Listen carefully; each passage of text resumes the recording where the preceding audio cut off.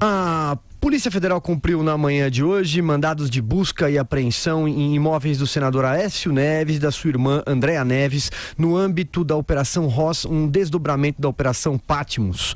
Outros políticos também são investigados: Agripino Maia, Antônio Anastasia, Paulinho da Força, Benito da Gama e Cristiane Brasil. As ordens de busca foram autorizadas pelo ministro Marco Aurélio Mello, do Supremo Tribunal Federal, já que se tratam de políticos com prerrogativa de foro. A operação ocorreu a partir da delação premiada de Joesley Batista e Ricardo Saúde. Os executivos da JBS afirmam que repassaram cerca de 100 milhões de reais em propina a Aécio e seus aliados entre 2014 e 2017. Na Operação Patmos, o Supremo chegou a afastar no ano passado Aécio do cargo, mas depois ele retomou o mandato. Vamos lá, Vera Magalhães, o PSDB sangra. Aécio se complica bastante, ele e todos os seus aliados aí mencionados no esquema, porque o que é narrado na denúncia acolhida ali pelo Marco Aurélio e nos pedidos de providência do Ministério Público é uma ampla rede de pedidos de propina por parte do Aécio, em que aparecem atos de ofício do governo de Minas em favor do grupo JF. Aparecem pedidos de dinheiro tanto para campanhas quanto posteriores do Aécio para pagamento de custeio de defesa, de advogados, etc. A gente já sabia de um que tinha sido investigado pela Operação Patmos, mas agora o Joesley detalha outras ocasiões em que o Aécio o procurou para pedir dinheiro, inclusive uma das quais ele diz ter negado em 2016. E é narrado também um esquema para pagamento de outros partidos, de outras siglas. Tudo já tinha aparecido quando a delação veio à tona em abril, maio desse ano. Mas agora, com as providências autorizadas pelo Marco Aurélio Mello no Supremo Tribunal Federal, se recolheram dados, informações, provas nos endereços dessas pessoas, e com isso deve avançar mais uma investigação contra o Aécio, mais uma em que ele deve virar réu, e a situação dele não parece ser nada tranquila. Quando o Marco Aurélio acolhe os pedidos, ele nega outros também. Nega o recolhimento do passaporte, nega outras providências, mas ele diz ver indícios, sim, de prática de sucessivos crimes e de relação ilícita entre o Aécio e o Joesley Batista e o grupo JF. Então ele já dá a entender, no acolhimento das providências, ele resvala para o mérito, diz ver sim indício de relação ilícita, de lavagem de capital e de atos de ofício que configurariam a paga, portanto, a esse dinheiro. É muito delicada a situação, não só do Aécio, sobrou aí também, inclusive para o Antônio Anastasia, a quem teria cabido o ato de ofício de um perdão tributário aí ao grupo JF da ordem de 24 milhões para 2 empresas do grupo. Então não sobra quase ninguém do antigo establishment de Minas.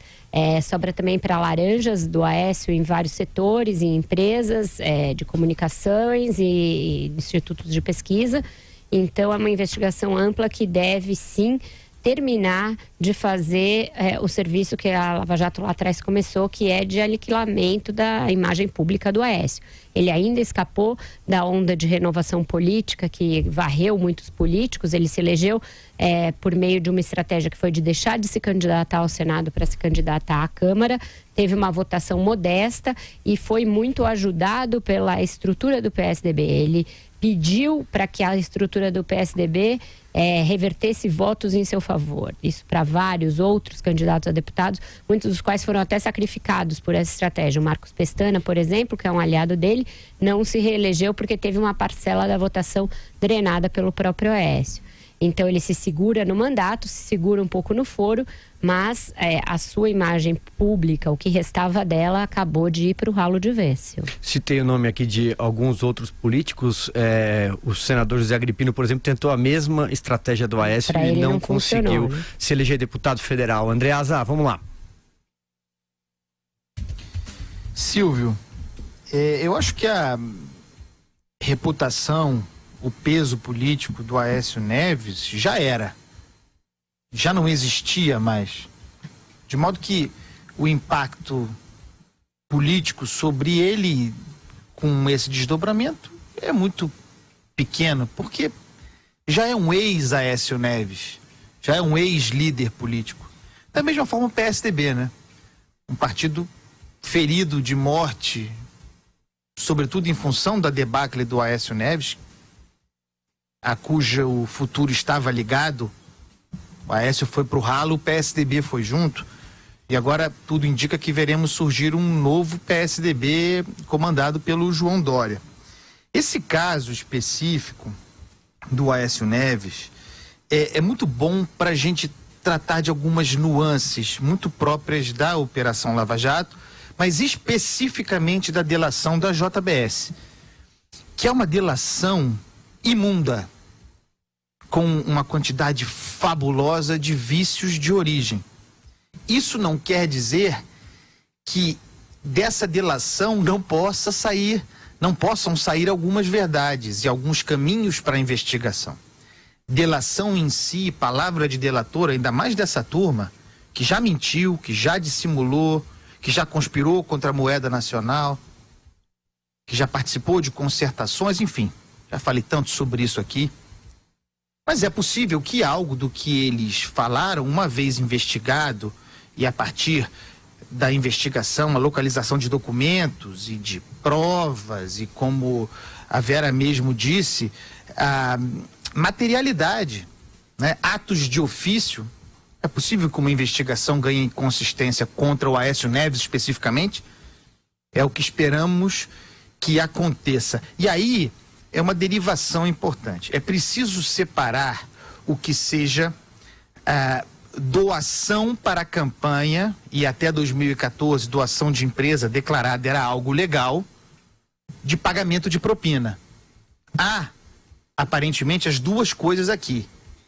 Uma coisa, portanto, é a empresa doou para a campanha do Aécio Neves legalmente, e depois, anos depois, vem dizer que aquela doação foi propina disfarçada de doação, o que se comprova numa ação de governante ou de parlamentar que beneficiaria a empresa. Isso me parece muito difícil e perigoso e de comprovação impossível. Você fez uma doação legal, vai dizer lá na frente que uma gestão de um político, anos depois, era paga daquela doação? Para mim isso é complicado e é um caminho perigoso, é o chamado Caixa 3, de que muitos já falamos aqui. Outra coisa é pagamento de propina, mesada, lavagem de dinheiro, corrupção passiva. E é nisso que me parece que o ministro Marco Aurélio se baseia no caso do Aécio Neves aqui. Há o caso, por exemplo, da rádio. Pagamento publicitário para a rádio em valores muito acima do mercado para uma rádio local, que poderia configurar aí sim mesada, propina, lavagem de dinheiro. Idem, movimentação de dinheiro para pagamento de apoio de políticos e partidos à campanha do Aécio Neves. Nesse caminho da propina verificada como tal, aí sim, havendo atos de ofício, correlatos muito próximos, aí há um caminho investigativo capaz de resultar em documento, em denúncia robusta contra alguém, algo que devemos perseguir. Aécio Neves, politicamente, já era há muito tempo.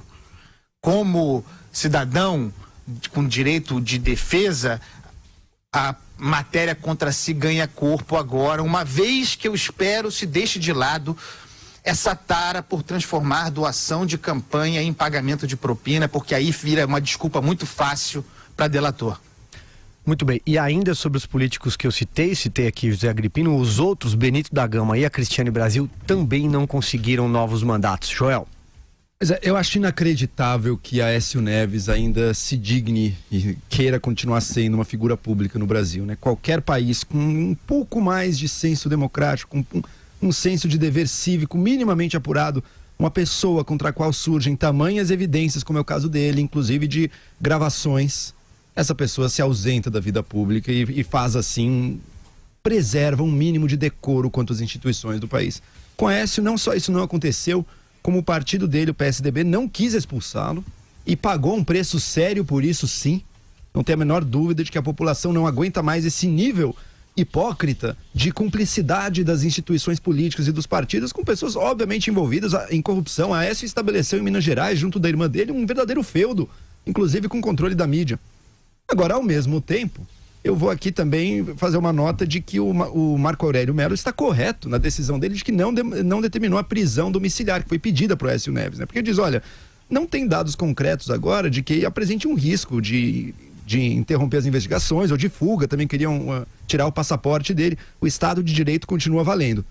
É importantíssimo a gente garantir as regras de funcionamento da nossa justiça e não violar os direitos de ninguém, por mais incriminadoras que sejam as evidências apresentadas contra.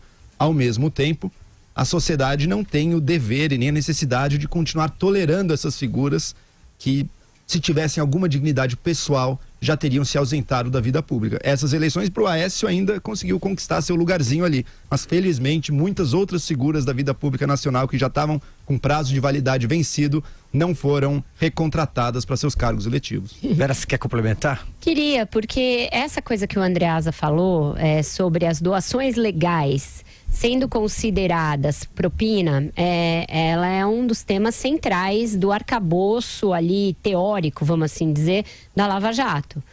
Foi em cima desta compreensão, dessa leitura, que muitas das denúncias foram feitas, tanto pelo Ministério Público e acolhidas pela Justiça, por exemplo, no juízo de primeira instância, lá de Curitiba, do Sérgio Moro, Marcelo Bretas, tantos outros. Isso tem sido considerado dessa maneira.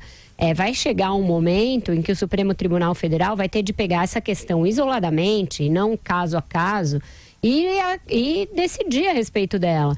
Assim como essa, tem muitas outras questões de fundo que mereceriam um ataque assim, por capítulos, por assim dizer. Essa é uma. Afinal, se a declaração tá feita na Justiça Eleitoral, o dinheiro está lá, declarado, isso pode ser considerado propina com uma narrativa de um delator ou de algum depoente de que o acerto foi feito para ter uma contrapartida lá na frente, na forma de um projeto de lei, de uma medida provisória, de algum ato de ofício. Então, essa é uma questão. A outra, a gente já vem falando dela aqui em algum tempo, a prisão em segunda instância. Eles vão julgar o mérito? Uma terceira, tem uma sobreposição do crime de lavagem e do de corrupção, que muitos juristas acham que não devem ser considerados dois crimes, que deve ser considerado um crime só. Isso impacta muito a pena de muitos condenados.